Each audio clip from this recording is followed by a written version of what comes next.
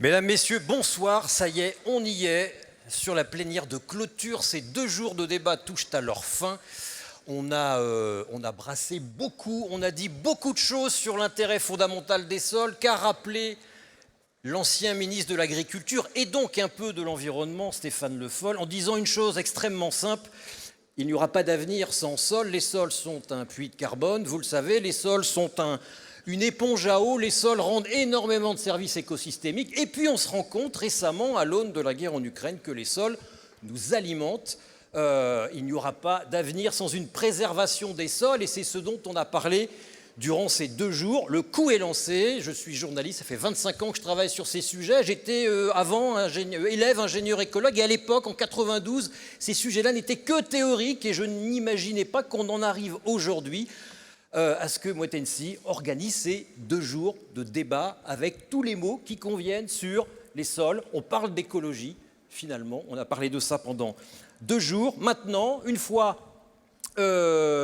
qu'on a dit ça, qu'est-ce qu'on fait pour accélérer cette transition? La transition est là. Comment polymériser toutes ces bonnes initiatives et toutes ces bonnes idées? Eh bien, on va voir ça avec mes intervenants que je vous demande d'accueillir: Sandrine Sommer, Laetitia Delay, Morganie Vergniaud et Yann-Gaël Rio. Merci de les accueillir avec vos applaudissements.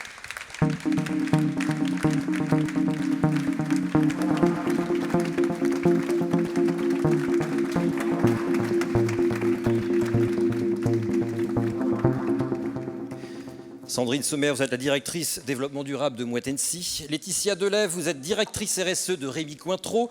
Morganie Vergniaud, vous êtes responsable agriculture durable de Pernod Ricard. Et Yann-Gaël Rio, vous êtes président agriculture et nature de Danone. Et parce qu'aujourd'hui c'est comme ça, face à nous qui avons un certain âge, il faut des jeunes.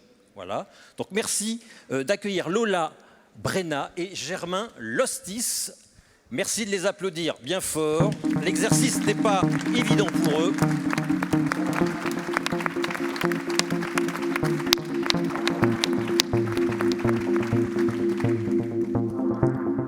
Germain et Lola, bonjour. Vous êtes donc jeunes,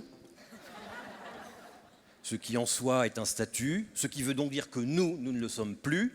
Mais sachez que chaque jour qui passe, vous vous rapprochez de nous.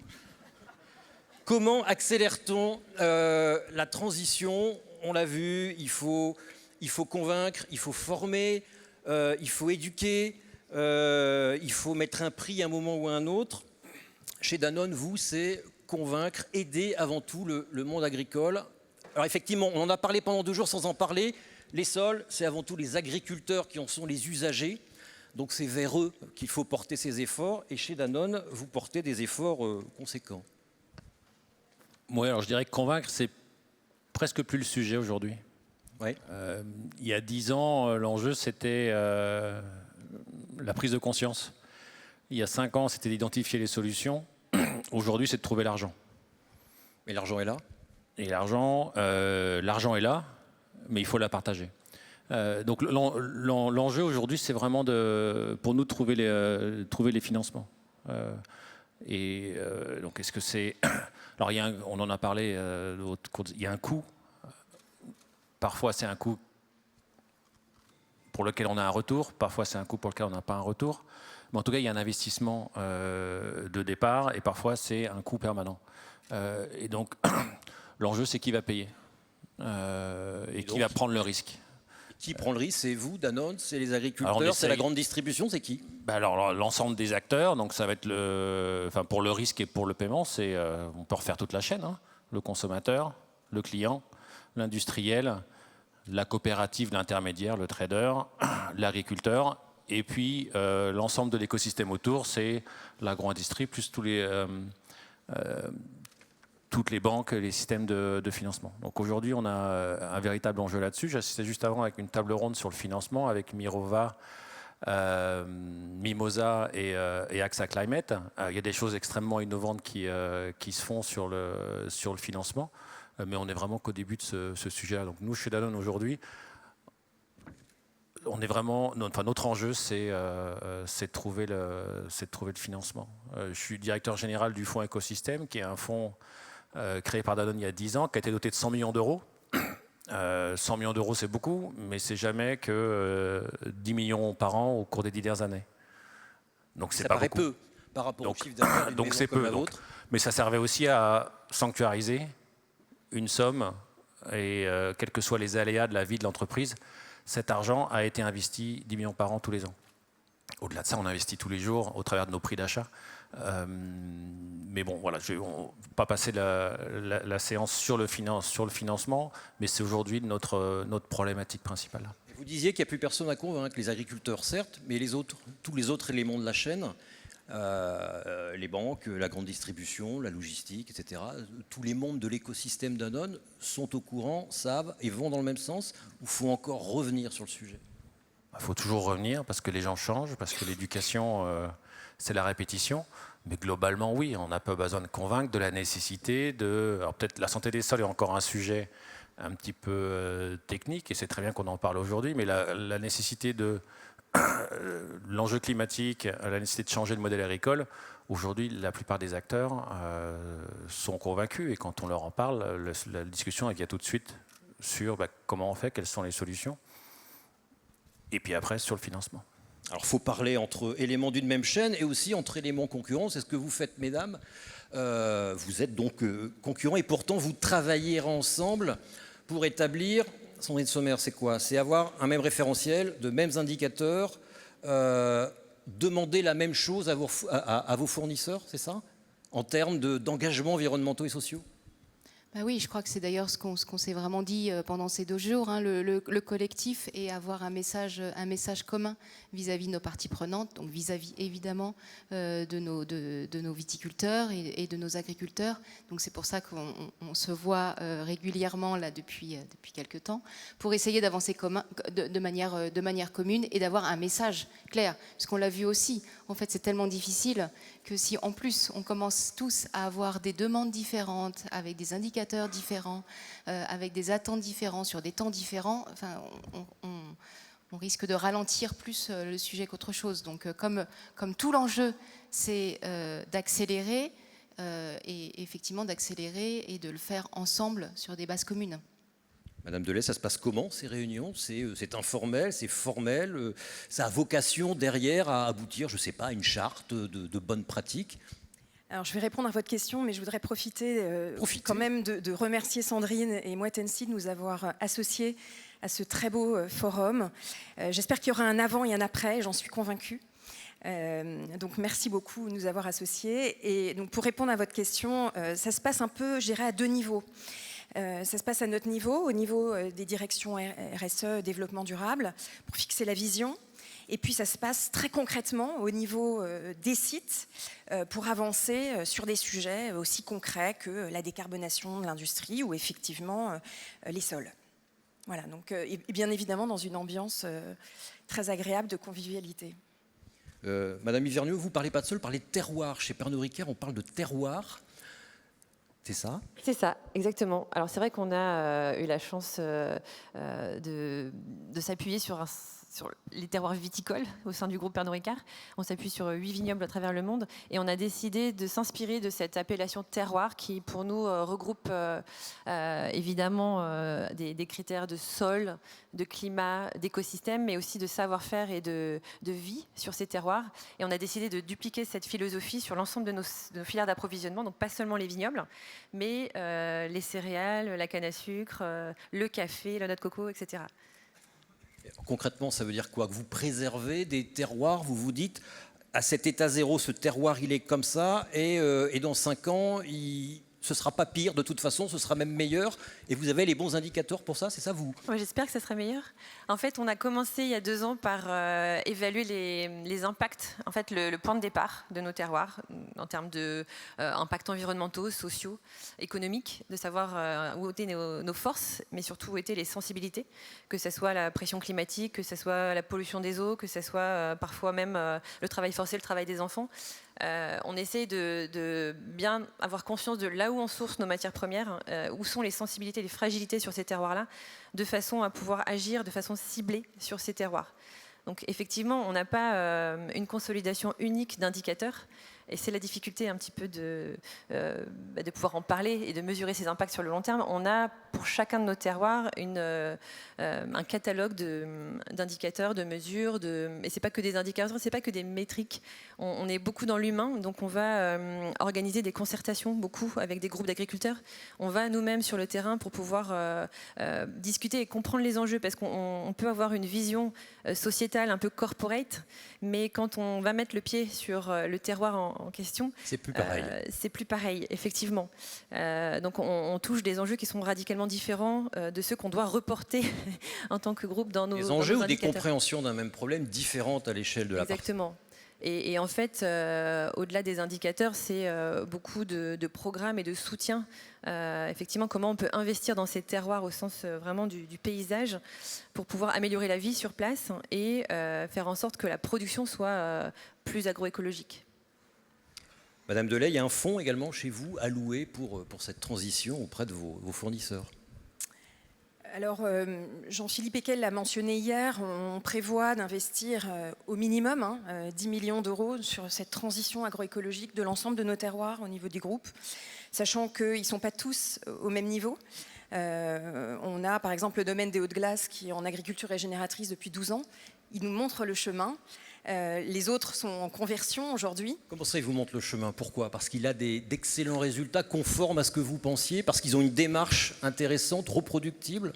Pourquoi il est intéressant pour vous? Parce qu'en fait, il peut rassurer. On parlait de cette notion de risque. C'est le cœur du sujet. Le fait de transitionner, quel impact ça va avoir sur mes rendements, ça va avoir sur mon PNL, quel impact ça va avoir sur ma vie. Et donc ce qui est formidable, c'est qu'on a 12 ans de recul. Et ce que cela montre, c'est qu'après 12 ans, ça peut être aussi rentable, avoir une bonne qualité de vie et effectivement des rendements aujourd'hui qui sont tout à fait similaires à une agriculture conventionnelle. Donc on va dire plutôt, voire même mieux. Sandrine Sommer, comme Yann Galeriot, il n'y a plus personne à convaincre, tout le monde est d'accord, tout le monde va dans le même sens, il y a encore des efforts à faire, et en interne et en externe. Ah oui, il y a toujours des efforts à faire, mais je suis tout à fait d'accord avec Anne-Gaëlle. En fait, les efforts, c'est plus tellement de motiver, parce qu'on a vraiment une motivation, une envie d'y aller, je pense, que ce soit en interne ou que ce soit en externe. C'est plutôt comment y aller, à quelle vitesse. C'est plutôt sur les solutions, en fait, qu'il y a une attente et qu'on ne sait pas toujours comment faire. Et c'est bien aussi tout ce qu'on s'est dit pendant ces 2 jours, c'est qu'on teste un certain nombre de choses en fonction des territoires, en fonction des pratiques, en fonction du mindset, enfin en fonction d'un certain nombre de choses. Donc c'est plutôt là où en fait je pense qu'on a évidemment, on continue à jouer notre rôle. Nous on est des influenceurs, si je peux m'exprimer ainsi, en interne. On est là pour pousser toujours plus loin l'interne, et évidemment après il faut que ça se traduise dans les faits, donc avec évidemment toutes les directions et tous les départements dans les différentes maisons, dans les pays.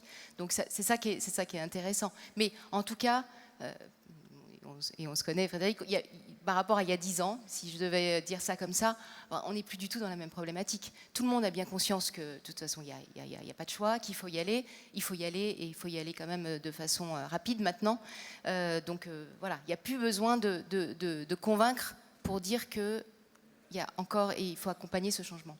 Et votre démarche commune, alors je ne sais pas si elle porte un nom, si vous lui avez donné un nom. Non, d'ici 2 ans, vous en aurez trouvé un. Votre démarche commune, est-ce qu'elle vise aussi à compenser un état réglementaire qui n'est pas là, un état qui n'est pas suffisamment... je vous donnerai peut-être un petit exemple après. Est-ce que c'est une façon de compenser, oui, le manque d'état, le manque de réglementation? Est-ce que c'est une façon de vous donner un objectif fixe dans l'avenir? Madame Hiverniot. Pardon, Yann Gaëlle. Non, c'est une façon d'aller plus loin.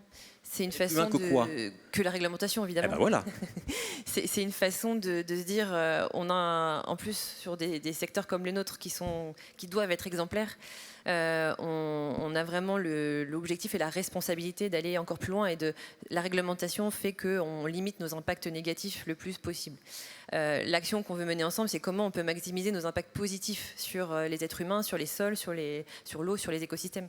Donc effectivement, on va chercher à aller identifier là où on peut encore aller chercher de la connaissance, transmettre cette connaissance parce que la formation est fondamentale, et effectivement démontrer aussi le côté économique et profitabilité de ces nouveaux modèles.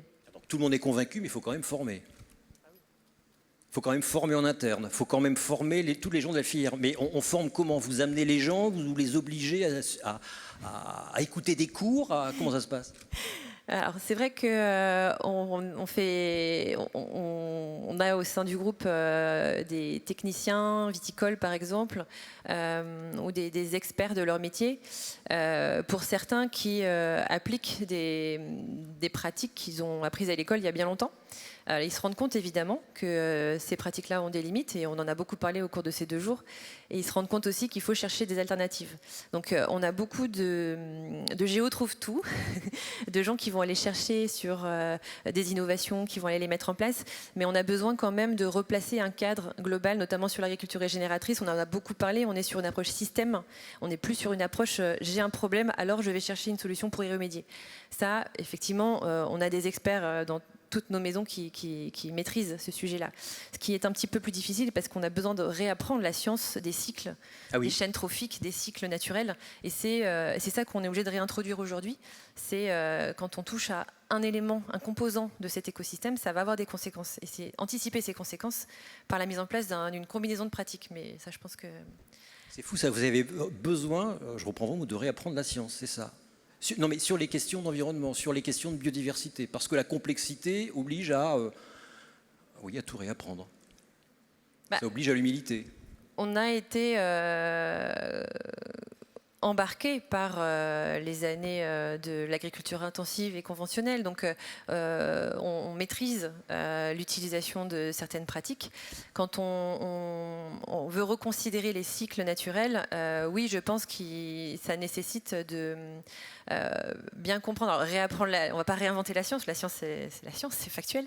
On va plutôt essayer de réexplorer les connaissances qui se sont développées depuis aussi, les impacts de ces pratiques intensives, quels sont ces impacts-là. On a beaucoup parlé de l'arrêt des herbicides, on s'est rendu compte de l'impact direct sur le tassement du sol, et par conséquent le stress hydrique, et par conséquent des impacts sur la microvie du sol, etc. Donc ça, c'est des choses que finalement on a besoin de reconsidérer grâce à de la formation. Germain Lostis, vous trépigniez, je vous ai vu, ex-étudiant de l'ESPCI, l'école de Pierre-Gilles Degène, physico-chimiste de formation, et une autre formation en économie appliquée, finance verte, finance de l'énergie. Vous avez participé à la rédaction du fameux rapport à qui on a fait tout dire de RTE sur le futur énergétique. Le futur énergétique, c'est quoi pour vous, qu'on soit sûr?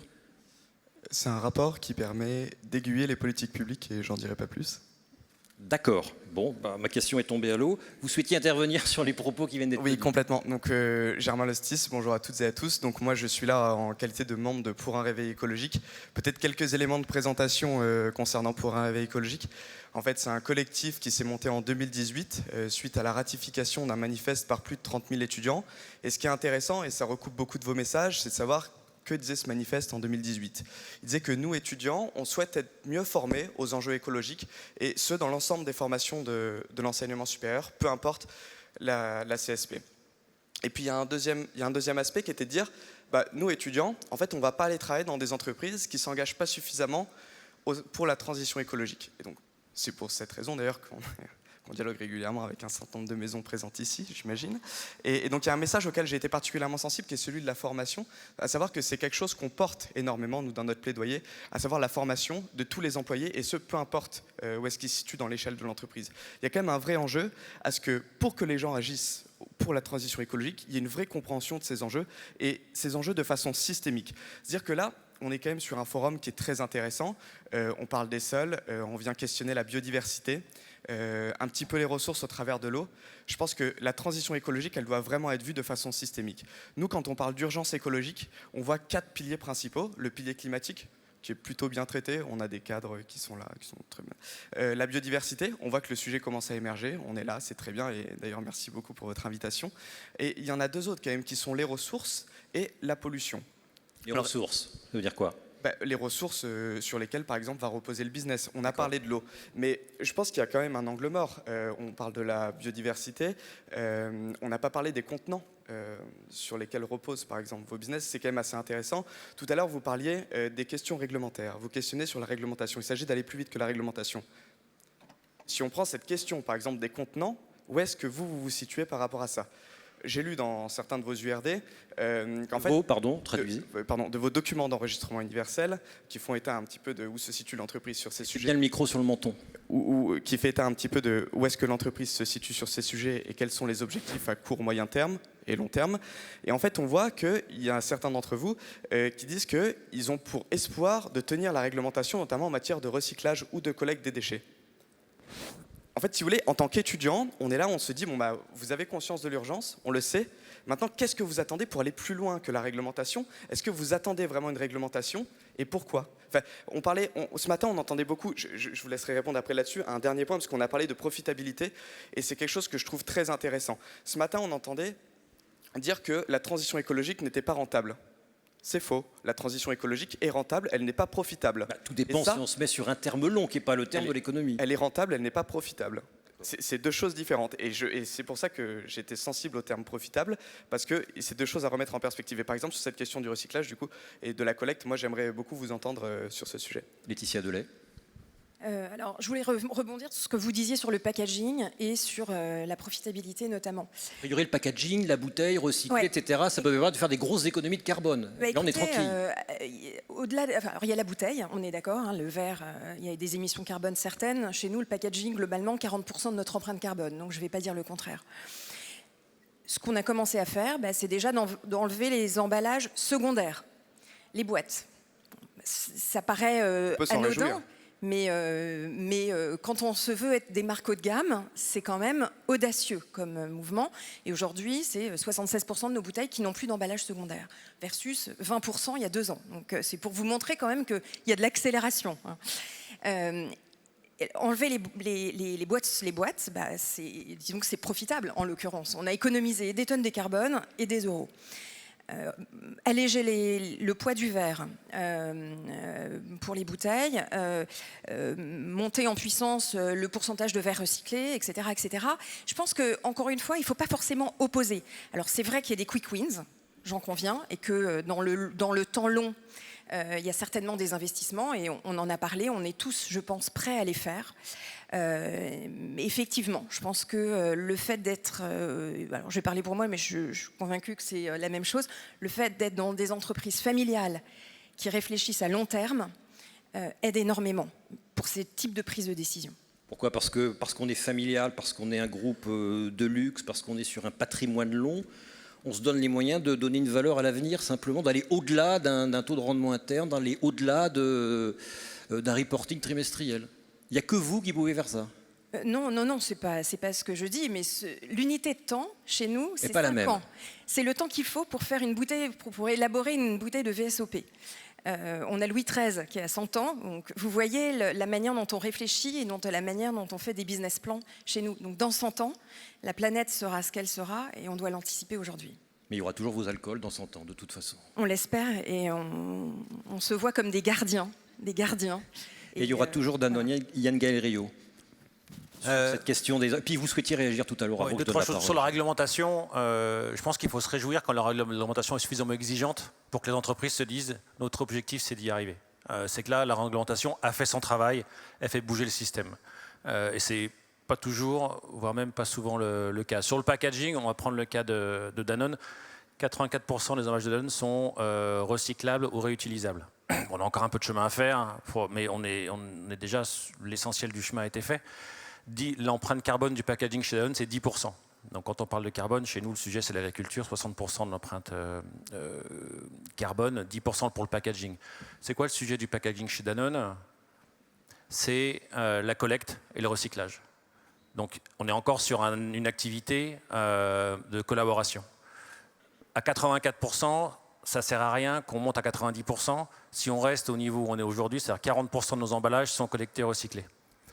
Donc notre investissement, il doit se faire sur une approche collaborative avec nos partenaires, Et malheureusement, tous les pays n'ont pas des systèmes du type éco-emballage. Donc c'est là-dessus qu'on investit, c'est pour trouver ces solutions-là. Donc et c'est intéressant de voir que, en fonction des industries, il y a des angles différents, il y a des priorités différentes aussi. Donc il faut aussi regarder, quand on regarde de l'extérieur, il faut aussi regarder, peut-être, je ne vais pas parler d'empathie pour les entreprises, mais avec une compréhension de c'est quoi la situation de l'entreprise et si elle n'agit pas particulièrement dans un domaine, est-ce que ça s'explique aussi par le contexte dans lequel elle évolue et ce qui fait du sens par rapport à là où elle peut faire de la différence. L'entreprise ne veut pas forcément détruire la planète et faire du mal aux choses. Il y a un contexte. Pas toujours. Pas toujours. C'est pas la vision qu'on porte. Hein. Enfin, on n'est pas forcément sur ce point-là, bien au contraire. On pense que les entreprises sont même un levier important de la transition écologique. Et c'est d'ailleurs pour cette raison qu'on est très heureux de discuter avec vous. Lola Brenna, vous êtes en Master 2 toujours. Gouvernance de la transition écologique et société. Vous travaillez beaucoup sur la sensibilisation, notamment pour et chez Spark News, sur la transformation culturelle par des récits. Avant d'en venir à ça, cette idée de récit, qu'est-ce que vous inspire les propos qui ont été tenus ? Moi, je voulais rebondir sur l'aspect justement de formation, de sensibilisation en interne et le fait vous avez dit, on doit réapprendre certaines choses, réapprendre la science. Et c'est intéressant de voir qu'il y a quand même un décalage entre ce qu'on sait depuis assez longtemps et le temps que ça prend pour les entreprises de passer à l'action. Et je pense que c'est là qu'il y a peut-être chez nous, les jeunes, un peu une dissonance sur la vitesse à laquelle ça voudrait qu'on aille par rapport à ce qu'on sait et la vitesse à laquelle ça va réellement. Et du coup, on sent qu'il y a quand même encore une inertie qui est assez présente, et je pense qu'elle est présente aussi en interne et en externe dans les écosystèmes d'entreprise. Et je me faisais la réflexion par rapport à ce que vous disiez sur les attentes de financement qui ne sont pas suffisants, etc., pour vraiment passer à l'action. Quand on est un acteur de votre poids dans une filière, est-ce qu'on n'a pas une vraie, justement un vrai levier pour pouvoir justement accélérer les choses et rompre un peu cette inertie avec tous les éléments scientifiques qu'on a aujourd'hui et avec le poids économique que vous avez dans votre filière ? Sandrine ?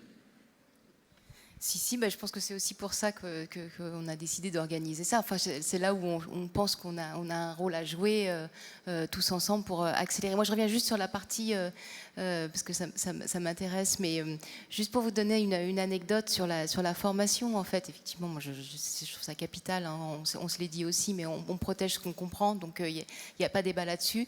Et on a développé notamment un e-learning chez Moët Hennessy pour donner un peu ce qu'on estime une vision générale sur l'ensemble des sujets de développement durable, notamment refaire connaître les ODD, réexpliquer, etc.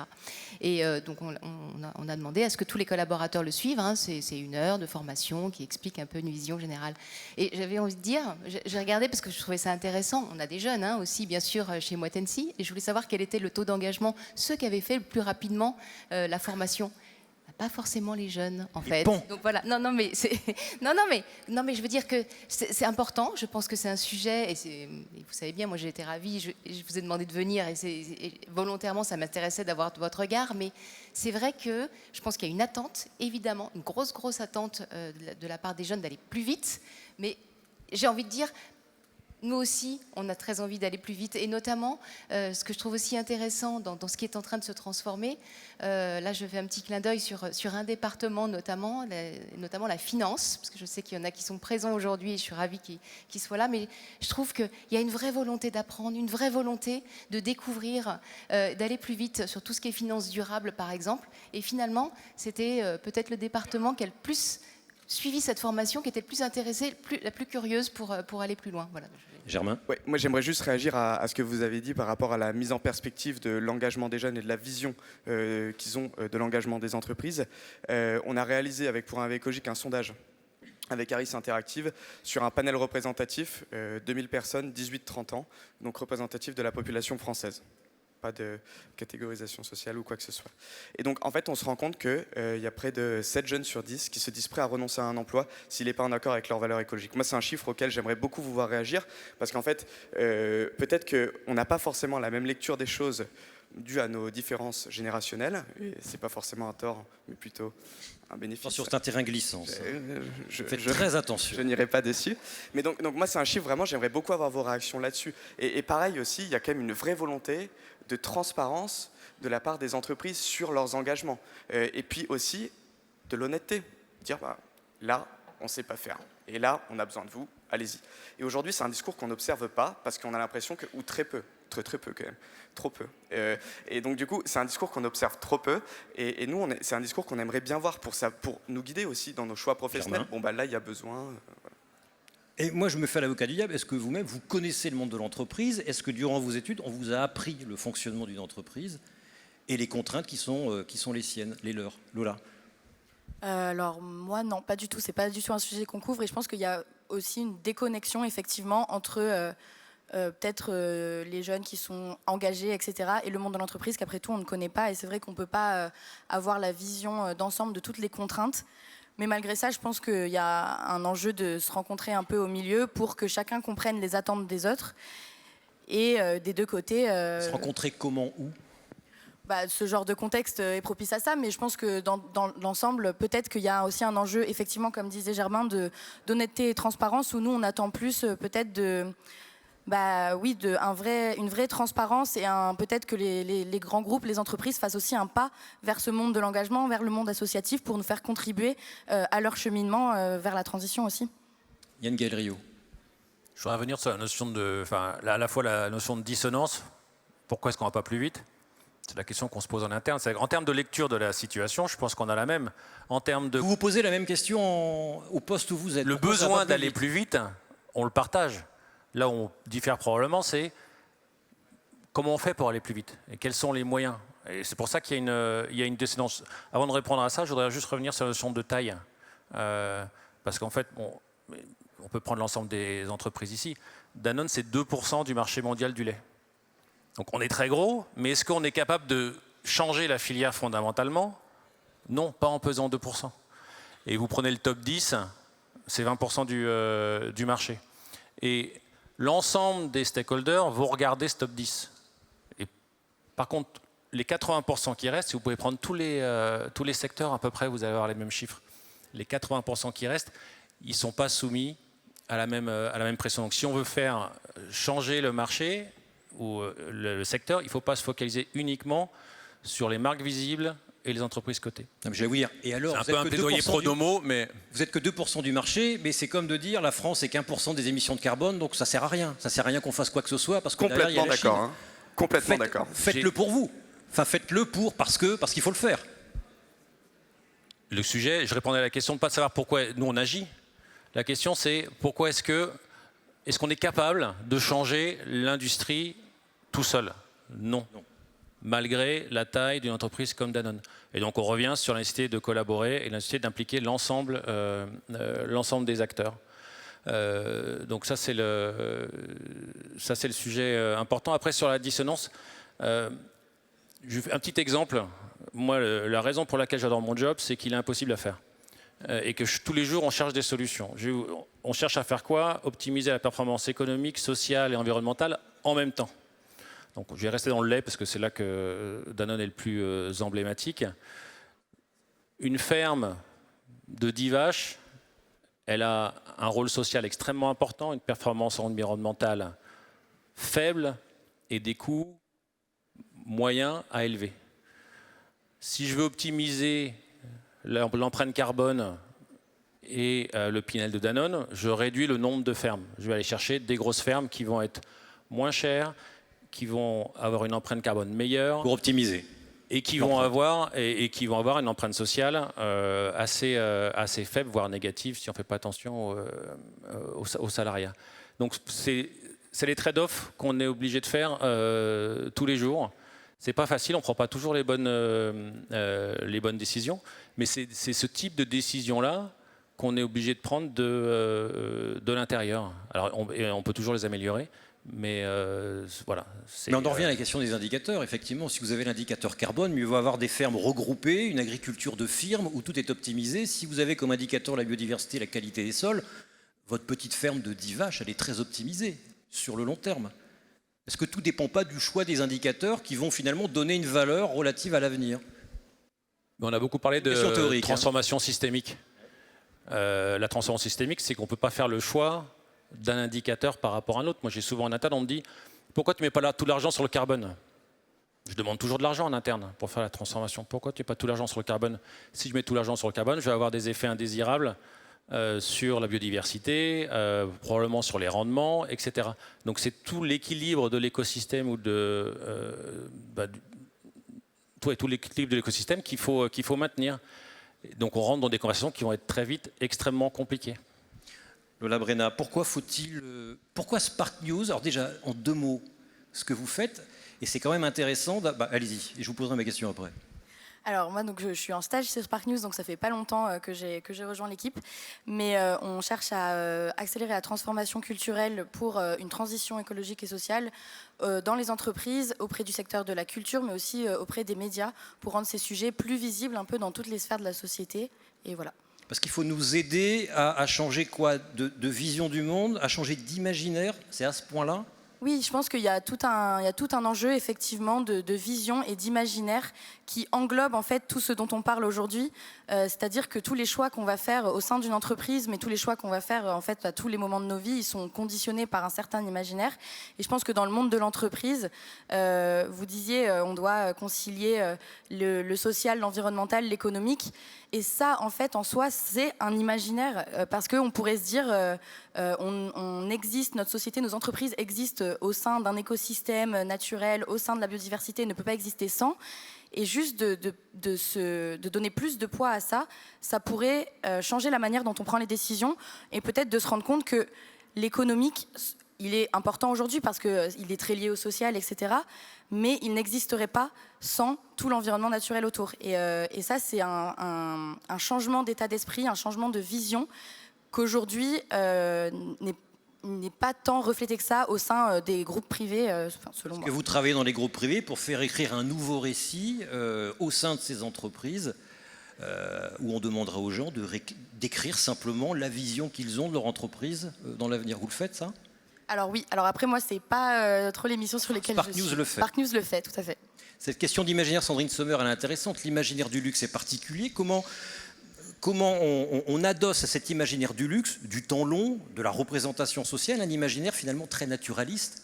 On ne l'associe pas forcément. Comment finalement on parle de terroir tout en parlant de sol? Le terroir, il y a une dimension anthropologique, psychologique, philosophique très forte. Le sol, c'est une dimension pédologique, agronomique, agricole. Comment on arrive à faire conjuguer les 2 récits? Alors, est-ce qu'il faut tout réécrire? Le sol, c'est très beau aussi. Hein, moi, je suis d'accord, mais je suis d'accord. Non, je pense que ce qui est important, et on en discutait aussi entre nous tout à l'heure, c'est que c'est vrai qu'on a des produits qu'on vend, et donc dans l'imaginaire, d'abord on a une histoire, on a une qualité autour de nos produits, on a des terroirs, on a la nature derrière. Donc ce que je trouve intéressant aussi, c'est que de plus en plus, et je pense que nos clients vont aussi de plus en plus être sensibles à ça, c'est qu'en fait ils achètent un produit, ils achètent un écosystème qui va avec. Donc c'est là où il faut qu'on remette aussi le sol au cœur de tout cet écosystème. Et ça, je trouve que j'ai l'impression que c'est un récit qui est formidable. Et donc la nature qui revient. Et c'est là aussi où, à nouveau, on a besoin d'éducation, parce qu'on a beaucoup parlé de l'interne. Je pense qu'il y a un vrai sujet aussi auprès de nos clients. J'aimais beaucoup aussi, moi, le petit geste symbolique de Marc-André tout à l'heure qui sortait sa carte. Qu'est-ce qu'il a fait, Marc-André? J'ai pas vu, dites-moi. Alors, il a sorti sa carte de crédit. Ah oui. Voilà. Non, mais il disait qu'en fait, il y avait des gestes symboliques de la part des clients, des citoyens, entre guillemets, qui avaient un vrai pouvoir. Je pense que c'est important aussi de former, d'éduquer, d'acculturer, d'expliquer un certain nombre de choses aux clients. On est bien sur une transformation de l'imaginaire. Vos marques sont des marques d'imaginaire. Il faut rajouter dans cet imaginaire du sol, de la prairie, de l'orge. Oui, allez-y, pardon. Oui, non, je voulais rebondir là-dessus. Je suis complètement d'accord, il faut donner du sens en fait aux sociétés. On ne fait pas juste un job, le job que l'on fait, il doit avoir un sens. Et je pense quand même que ce que l'on s'est dit sur les sols depuis 2 jours est formidable. En gros, ce qu'on s'est dit, c'est que collectivement, on peut faire partie de la solution. Et moi, je trouve que c'est très inspirant en tant qu'employé d'un groupe. Et je pense que ça peut être aussi un message qu'on peut porter auprès de nos partenaires agriculteurs pour les embarquer dans la démarche. Et encore une fois, j'insiste sur le collectif. On peut faire partie, voilà, collectif. Et chez vous, Morgane et Vergniaud, il y a en plus, on en a parlé ensemble, un imaginaire social, enfin pour les gens d'un certain âge comme moi.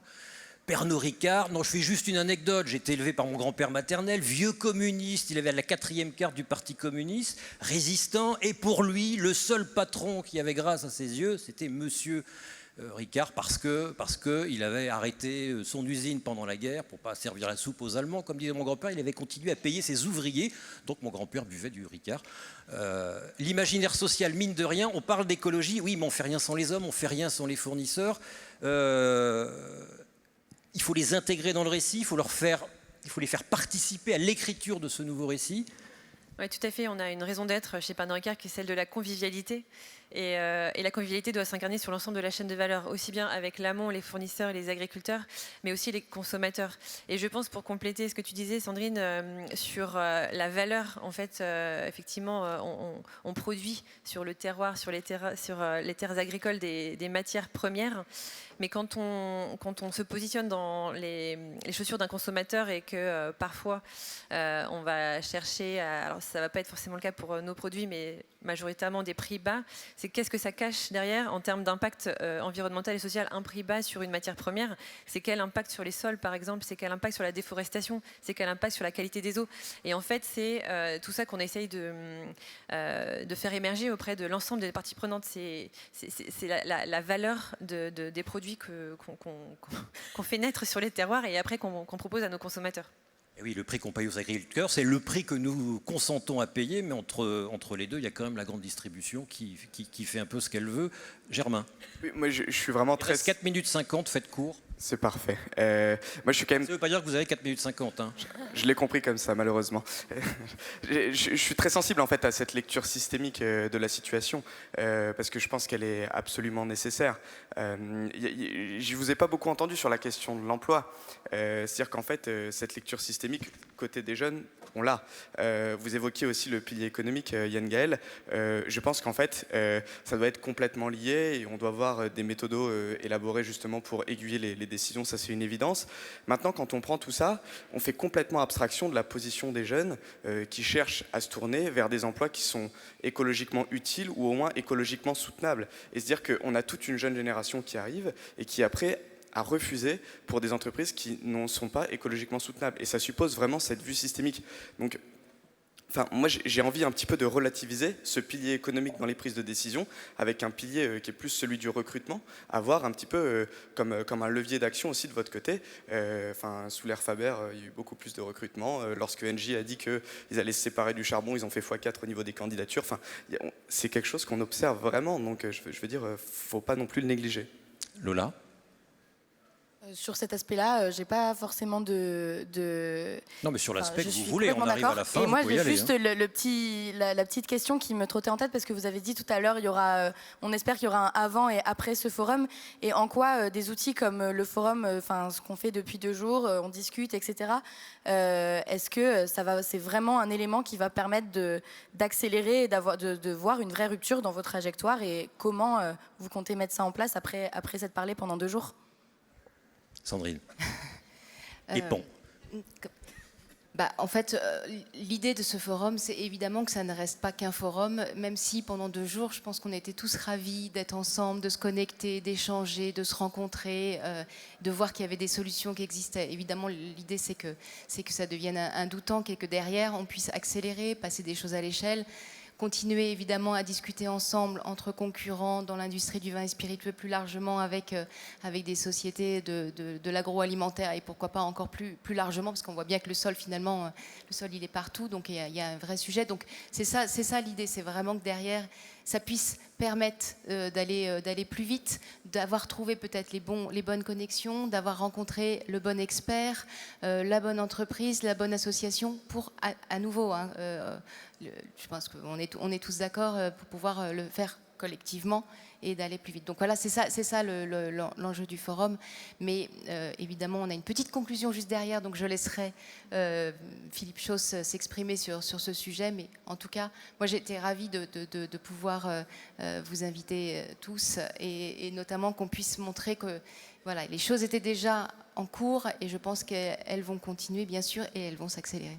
C'est des sujets tellement importants d'un point de vue sociétal et planétaire qu'on peut que s'associer et encore merci de nous avoir invités, d'avoir ouvert ce forum à l'ensemble du secteur parce que c'est vrai qu'on se côtoie, on a pu trouver des experts, en tout cas écouter aussi, s'inspirer à titre personnel en tant qu'entreprise, mais aussi trouver des passerelles entre nous pour pouvoir construire des projets ensemble. Donc ça, c'est fondamental. Merci encore.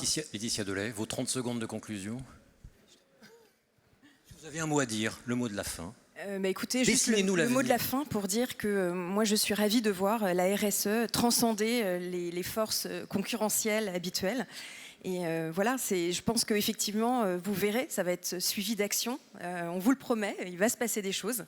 Il faut juste nous laisser quand même un tout petit peu de temps, mais on y travaille ensemble activement. Yann Gaël. Je voudrais revenir sur l'emploi et ensuite parler d'agriculture. 30 secondes. Ce sera moins long. Vous avez parlé d'emploi et d'Emmanuel Faber. Il a écrit un bouquin il y a très longtemps qui s'appelle Chemin de traverse, où il conceptualisait l'idée de changer les systèmes de l'intérieur.